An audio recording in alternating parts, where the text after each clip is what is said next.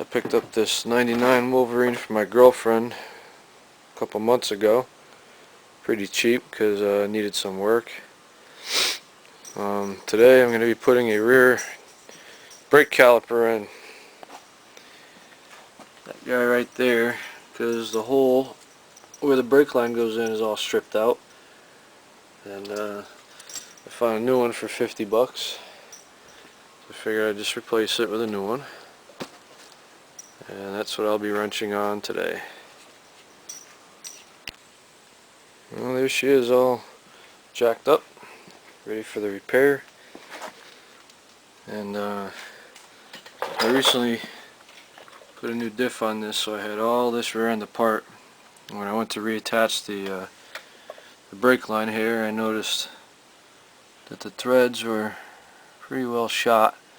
I was getting aluminum shavings coming out each time I tried to tighten it up a little bit. It leaked everywhere.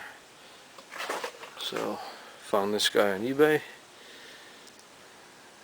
Threads are like new, because of course this whole thing is brand new. Even came with pads. Nice. Now removing the caliper is fairly simple. All you really need is a 12mm wrench to take off this bolt here, this bolt here.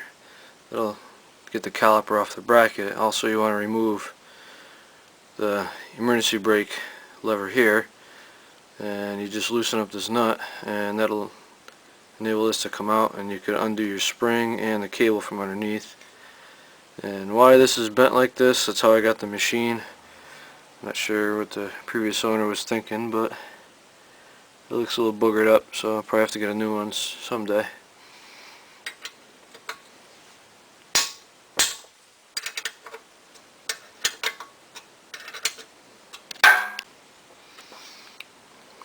Now the easiest way I found to take off this spring right here, just a pair of needle nose pliers. Get a good hold on it right here and just twist, and that'll come right out.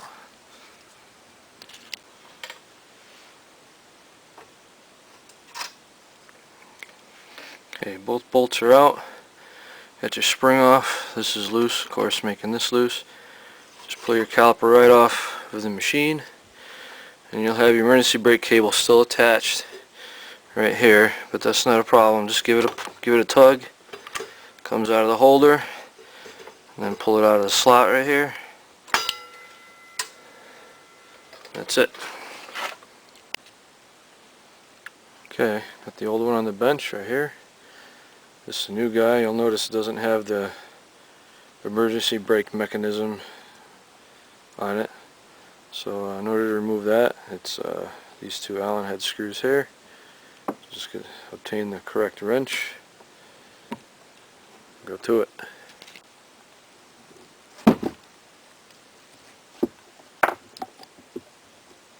Okay, got that apart. Pretty nasty in there, but spray that with some carb clean or brake clean. Get that all cleaned out. And this guy is basically junk. Well, got it all cleaned out, and looks pretty nasty in there, but this is actually still a usable part. I'll just have to put a little grease down in here, lubrication, to keep that nice and slick. Put the new gasket on, a little skin RTV, keep the water out so this doesn't look like that in a couple years. Yuck. Well, there it is, ready to go back together. Just got to put the gasket and the RTV on.